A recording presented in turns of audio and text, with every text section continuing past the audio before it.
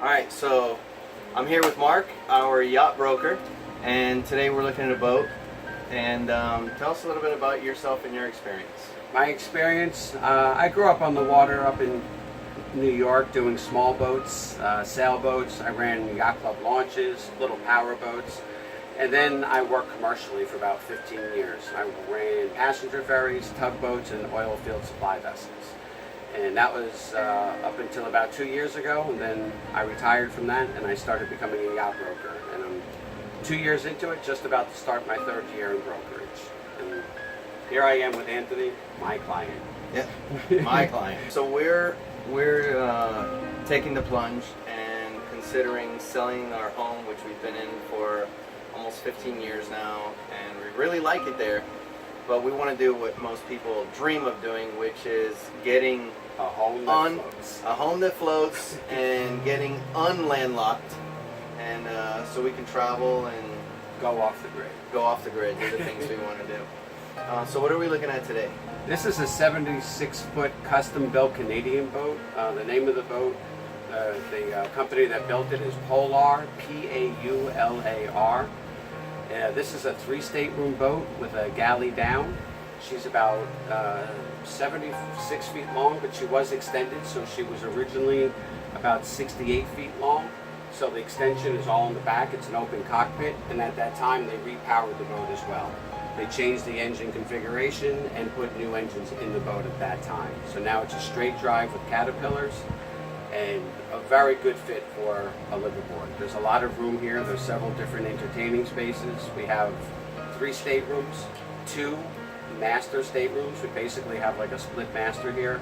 The VIP is virtually identical to the master. Then we have a smaller cabin forward, which is also where the galley down is on this boat.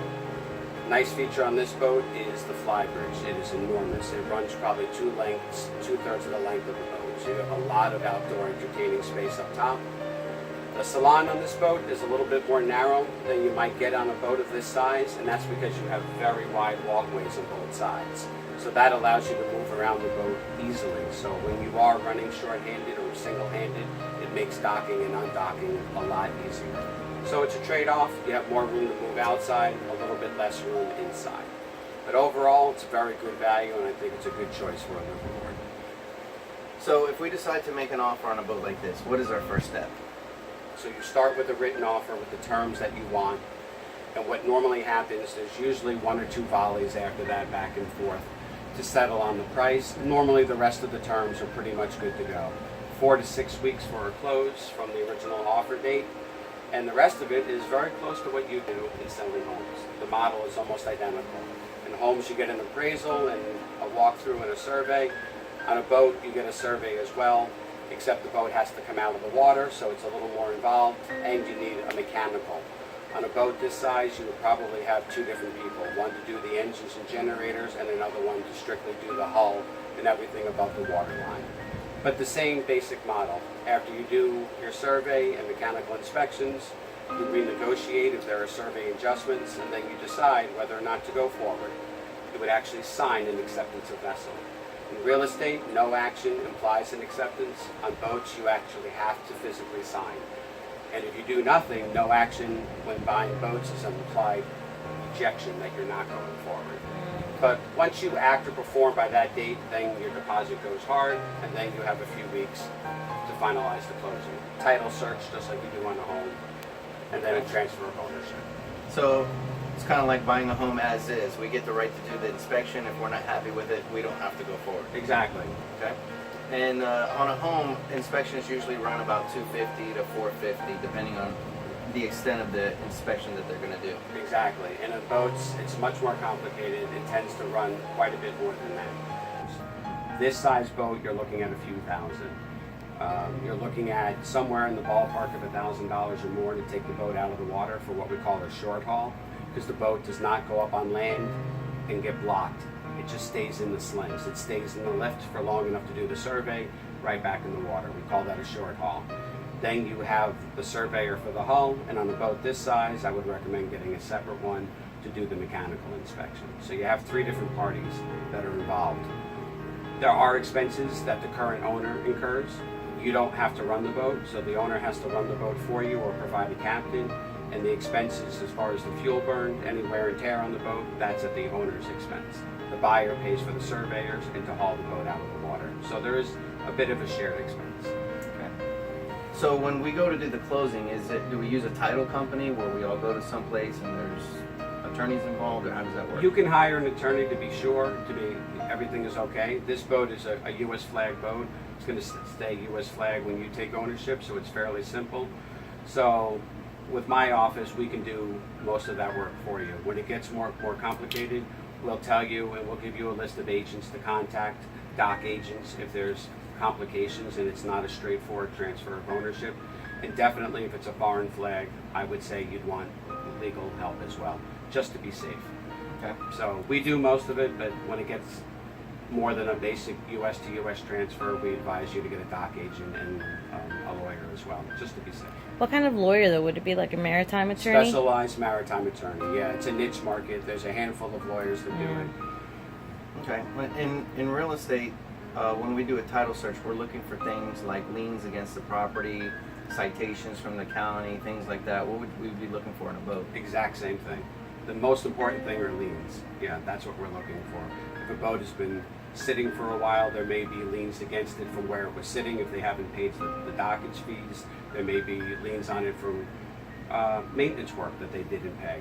Of course, you want to make sure that the title is clear and that there's no problems, that the hull number matches the Coast Guard number, the documentation number. So what would I expect to pay on insurance, like property insurance? Typically, we say about 1.5% of the value of the vessel, depending on the age of the vessel, the quality of the build, what type of boat. Is it a high performance, fast speed boat? Things like that will make your rates higher.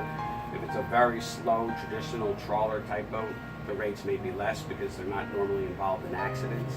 But we say about 1.5% of the value is what you should budget. Okay. And this is an older boat, so when the boats get older, your choice of insurers becomes less. Generally around 25 to 30 years old is when you start to feel that you're only going to have 2 or 3 insurers that specialize in the older boat market. Not impossible, just something you need to keep in mind. Okay.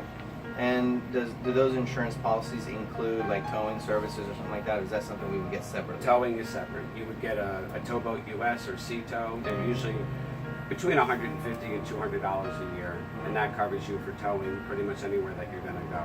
If you go over to the Bahamas, they cover that as well. So if you're doing a run to Bimini, 25 miles offshore, you need a tow, they'll come get you. Okay. And one tow will more than cover the cost of an annual. I'm sure. Yeah, Yeah, could be in the thousands. For We've been one tow. towed a lot of times. One tow will pay for multiple years of the membership. So insurance companies will want to see that you have that insurance. Okay. So when looking at a boat like this, we could be looking at boats from $100,000 up to $10 million boats. Exactly. Okay. So For 80 feet, you're looking at probably 300 to 400 to get a boat of that price range that's moving ready. okay. And one of these boats new. Yeah. What would the value on that be? Right now, a 60-foot Hatteras is going to be several $1 million. I'd say probably about 5 to 6. I know the 44 is over $1.5 million, and that's a completely different range. The difference between a 44 and 66, it's not 50%, even though the length is 50%. It's 3 or 4 times the price. So, yeah, I would say somewhere in the $6 million range. Okay. So we're looking at multi-million-dollar boats, just Yes. over time the price has Exactly. gone down. In real estate, a house is usually stale after 30 to 40 days on the market. How about these types of boats? This type of boat in this size range, it's going to take generally about a year or longer to sell. We'd like to see boats sell in 6 to 9 months, but that's more again in the 40 to 60 foot range. When you get into larger boats, they take longer. There's less of a market because they're more expensive, so there's fewer buyers. Right. Certainly not 30 days. That would be phenomenal if a boat Yeah. sells within 30 days, Yeah. especially in this class. Almost unheard of. But Okay. this is a very comfortable size for a liverboard. So this is where I'd like to see you guys, somewhere in the 60 to 70 foot range. I Okay. think is a good compromise as far as cost, the features you want, and not overextending yourself into something that's bigger than you want to maintain. Even if you can afford to buy, we have to think about ongoing maintenance. So So Okay. something in the 60s to 70s, I think, is a good fit. Excellent. Okay? All right. Awesome. Fantastic.